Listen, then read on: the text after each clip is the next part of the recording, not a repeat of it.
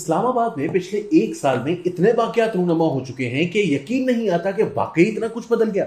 इमरान खान को साबिक वजीर आजम हुए 1 बरस गुजर गया, जनरल बाजवा रिटायर हो गए, जनरल फैज आर्मी चीफ बने बगैर रिटायर हो गए, शहबाज शरीफ ने वजारत उज़्मा का 1 साल गुजार लिया।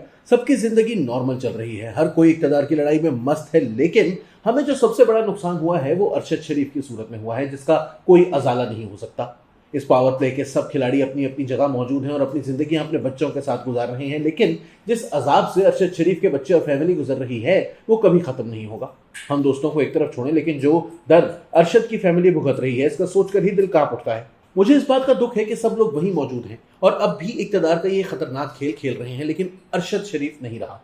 अगर मुझसे पूछें कि इस 1 बरस में हमने क्या खोया है, तो एक ही नाम जहन में आता है जिसका नेमुल बदल कभी नहीं मिलेगा। सबकी जिंदगी मामूल के मुताबिक गुजर रही है, इक्तदार का वही भयानक खेल जारी है। किसी का क्या बिगड़ा? मैंने बरसों पहले कहीं पढ़ा था कि जो इंसान दूसरे इंसानों पर हुक्मरानी का जुनून पाल लेता है, इससे ज्यादा बेरहम इंसान और कोई नहीं होता। फिर वो अपने रास्ते की हर रुकावट तोड़ने पर यकीन रखता है। दूसरे इंसानों पर हुक्मरानी की ख्वाहिश नॉर्मल इंसान की ख्वाहिश नहीं होती। ऐसे अब नॉर्मल लोगों के लिए जो हुक्मरानी करना चाहते हैं, बेरहम होना जरूरी है। इनके नजदीक दुनिया में सिर्फ एक ही इंसान पैदा हुआ है जो मोहब्बत, चाहत और पूजा के लायक है, और वो कोई और नहीं बल्कि मौसूफ खुद है। हर हुक्मरान में चंद सिफात आपको मुश्तरक मिलेंगी, जिनमें मुसलसल अदाकारी, बेरहमी और नरगिसियत टॉप पर होगी। वो खुद को एक ऐसी आला मखलूक समझेंगे जो दुनिया में दूसरों पर हुक्मरानी करने के लिए पैदा हुई है। अगर आपको इंसानों पर हुक्मरानी या राज करने की ख्वाहिश रखने वालों का मिजाज समझना हो तो तुर्कों और मुगलों की कहानियां पढ़ लें कि कैसे तुर्क बादशाह के लिए जरूरी था कि वो बादशाह बनते ही सबसे पहले अपने सगे भाइयों को कत्ल कराए। अब आप इस इंसान बारे सोचें, वो कैसा होगा जो अपने उन्हीं भाइयों को कत्ल करवाना चाहे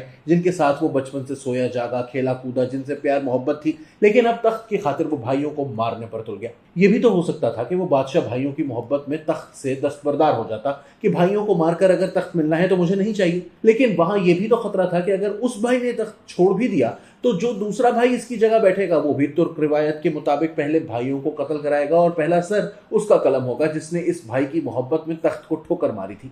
लिहाजा बेहतर था कि आप ही भाइयों को कत्ल करा दें। जो काम इन भाइयों ने आपके साथ करना है वो आप पहले कर गुजरे। अब अंदाजा करें कि एक आम इंसान अपने भाई को कत्ल करके रातों को सो सकता है?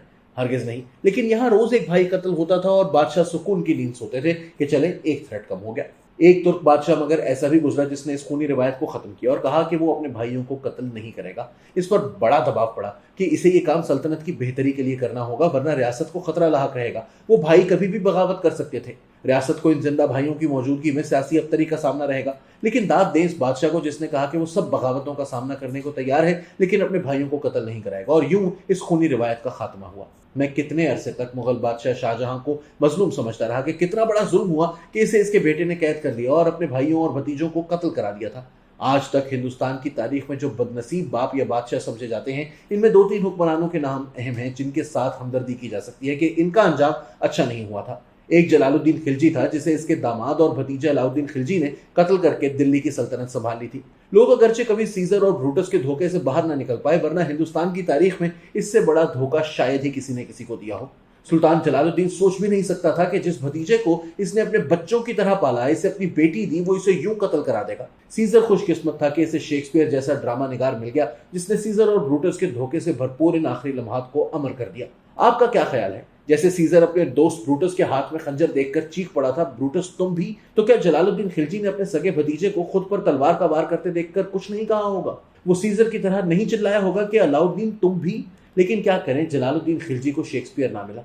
शाहजहां दूसरा मजलूम बादशाह कहला सकता है। इसकी बदनसीबी आपको यूनानी ट्रेजिक हीरोज की याद दिलाती है कि कैसे अपना बेटा बाप को कैद करके भाइयों और भतीजों को कत्ल कर देता है। दौरान कैद शाहजहां को अपना वो सौतेला भाई जरूर याद आता होगा जिसको कत्ल करके वो बरसों पहले बादशाह बना था। जब शाहजहां ने अपने तख्त की बुनियाद ही अपने भाई के खून से रंगी थी, तो फिर भला औरंगजेब क्यों अपने खानदानी जीन्स और डीएनए के दबाव में बाप की तरह अपने भाइयों को कत्ल ना कराता? उस बाप की अजियत और तकलीफ का तसव्वुर करें जिसे बेटे ने कैद कर रखा है और वो बेटा अपने भाइयों को कत्ल कर रहा है। अगर इससे ज्यादा अजियत का तसव्वुर करना है तो हिंदुस्तान के आखिरी बादशाह बहादुर शाह जफर का तसव्वुर करें, जो एक शायर भी था। ایک حساس انسان جسے حالات اور وراثت نے بادشاہ بنا دیا تھا، جو ادب، ادیبوں اور شاعروں میں اتنا مگن رہتا تھا کہ اسے یاد نہ رہا کہ مغلوں کا ہندوستان اس کے ہاتھ سے پھسل رہا ہے۔ اور پھر جو کچھ اس لٹریری اور حساس بادشاہ کے ساتھ ہوا، وہ پڑھ کر جہاں آپ کے رونگٹے کھڑے ہو جاتے ہیں، وہیں آپ کی آنکھوں سے آنسو بھی نکل آتے ہیں۔